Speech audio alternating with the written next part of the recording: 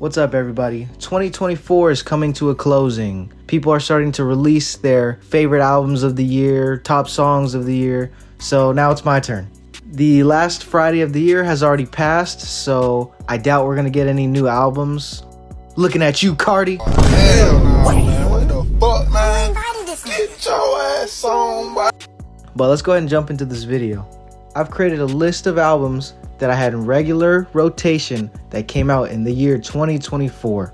Now, I understand that each album in this video has a number. I don't want you to think that the corresponding number relates to the quality or impact of the individual album.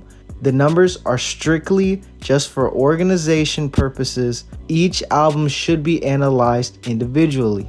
I will maybe someday create another video placing certain albums on top of each other just to stir up drama because people love that shit. However, this is not that video. I just want to inform you guys on some good drops this year. If you had these albums playing, or if you didn't have these albums playing, or maybe this is your first time hearing about these albums, let me know. Tell me if you hate these albums, tell me if you love these albums, and tell me if I missed any, because there's probably a lot that I didn't mention, because these aren't the only albums I listened to this year. A lot of music came out this year. 2024 was a huge year for music in general. So just tell me down in the comment below. But that's enough talking. Let's get into the music. At number 15, we got One Life by 1AM.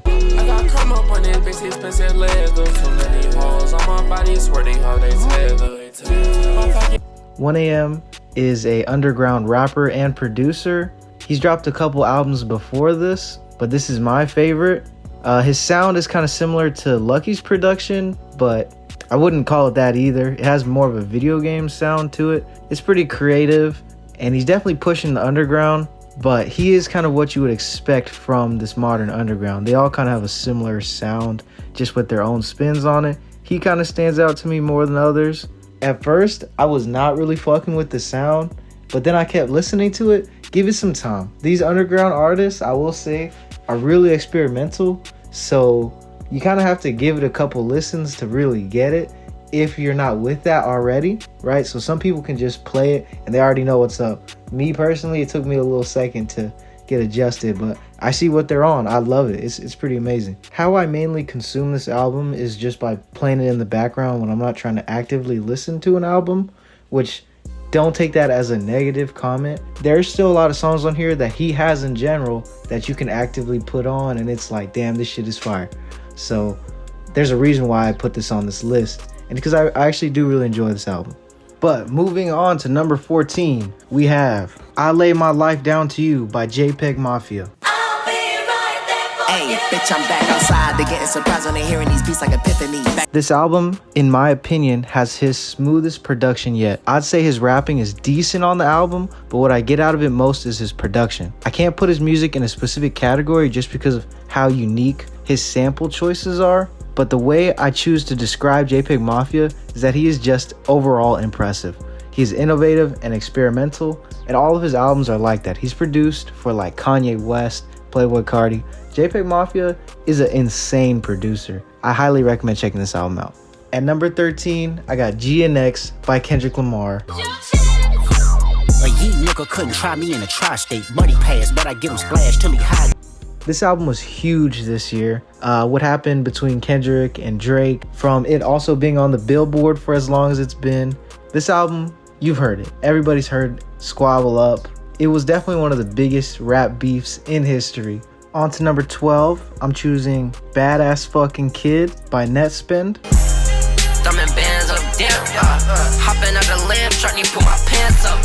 I know I put this album on my list of things that I liked, but I just wanted to put it on so I could speak about it. I think the album's okay. I don't think it's horrible. I think it's actually pretty decent for his first release. However, it's getting talked about like it's the fucking holy grail of albums. It's not that crazy. I mean, it's cool. It's a good album, okay?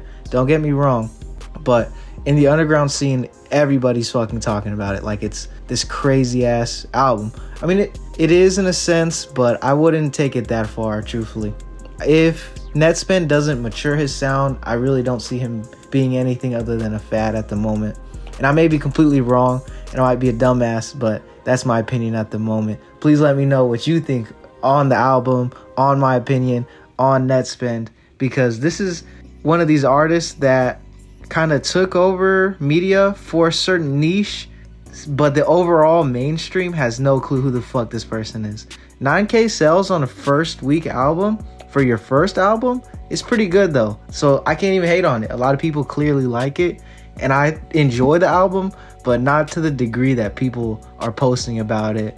On to number 11, the album I chose was Blue Lips by ScHoolboy Q. We split the profit with the people, we be all lit. Top 10, not 10, we all. Holy shit. This album, I'd say, before CHROMAKOPIA came out, was one of the most vulnerable albums, right next to Vince Staples' release. Of course, this was earlier in the year, and I still feel like it's up there. This album was amazing. The soul samples, jazz samples. This is his most unique album in his discography. I feel like he really matured and polished his sound with this album. I can't wait to hear what else he's gonna put out. This is a great listen. It wasn't talked about enough in media, but I highly recommend checking this album out. I played this probably one of the most of these albums that I'm listing. This is an amazing, amazing piece. But at number 10, we got The Cure from ohsxnta.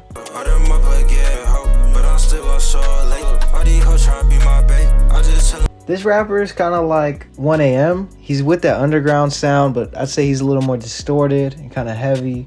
It's a dark plug kind of genre. This is also another one of those albums that you just put on and let them play in the background. It's got more rage type feelings to it, less lucky, calm, cool vibes. On to number 9, we have Dark Times by Vince Staples.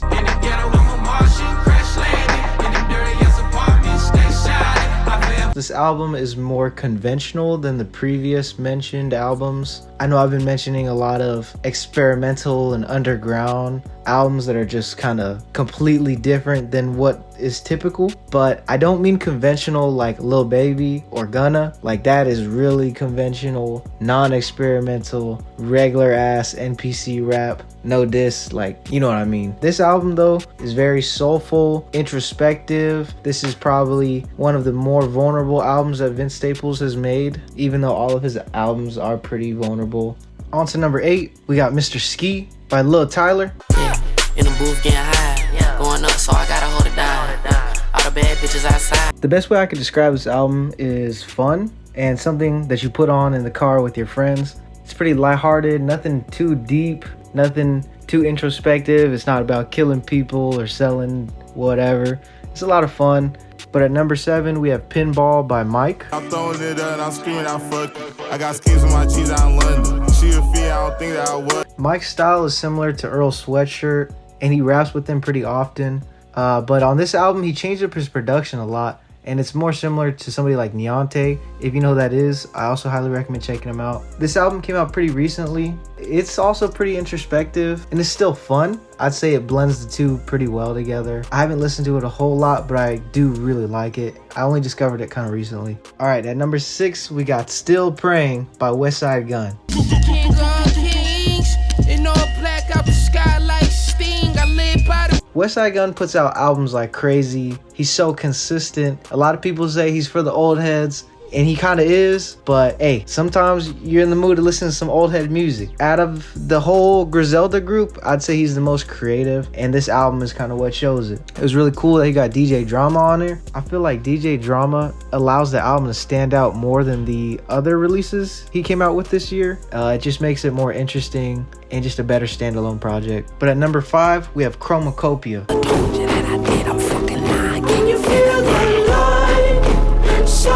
This album was everywhere, almost as much as GNX by Kendrick Lamar. The rollout on this album was really low key. I didn't even know it was coming out till it came out, which is kind of bad because I'm actually a huge fan of Tyler, the Creator. This is also one of his most polished projects. I'd say he matured his sound a lot. I'm positive you've heard Sticky with Sexy Red on it. The album had a couple of very fun songs, but the majority of the album is very vulnerable, which I can appreciate a lot, as that's what Tyler has given us since he's been making music. So it's cool to see an artist remain consistent. At number 4, we got KeepitGoinXav by Xaviersobased. I feel like I'm on my own. I feel like I'm on my own. I only learned about Xaviersobased this year, which is kind of nuts because he's been around supposedly for a little. He's an underground artist, so that kind of makes sense, but he's a bigger underground artist. I love Xaviersobased. His music is just chill. Like, it's good to vibe out to. It's a jerk style kind of music. He comes from New York. A lot of people have been writing about this album this year. Pitchfork put it at their #1, I'm pretty sure. He's kind of coming up now, which is cool to see. At number 3, we got The Genuine Articulate by The Alchemist. I'm moonwalking, moving backwards in a smooth fashion. On the record, I'm like cojones drag. This is my personal favorite album by The Alchemist. In terms of production, maturity, style, sound, everything. He's just advanced so far. The Alchemist, if you don't know, is an underground producer, and this man is so consistent. Like, project after project after project, and some of them are better than others, I'll say that, but they're always quality. All of his albums always have such a high quality, and this is no exception. I actually would rank this on top of all of his albums. This is my personal favorite. At number 2, we have GEMINI by LUCKI. Shit get hard. I probably deserve to be the richest. I waited longer than everybody. I probably told that. Another phenomenal, consistent album. It's really impressive to see how LUCKI can year by year release a project that doesn't get stale, that pushes his sound further. At number 1, we got SAHEEM by SahBabii. Say they fuck with me, a nigga like who? Win, well.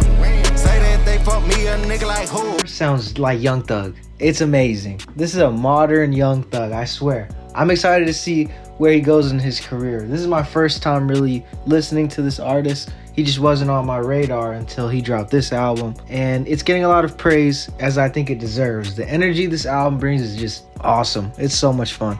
But that's gonna conclude my list of albums that dropped in 2024 that I thought was worth mentioning. And obviously there are other albums that I also felt like were worth mentioning, but I just didn't have the time in this video. If I kept going and covered every single one of the albums that dropped that I love this year, this video would have been an hour long. So if there are other albums that you enjoyed, please put them down in the comments below. I love learning about new music, as you do probably as well. So let's create a community.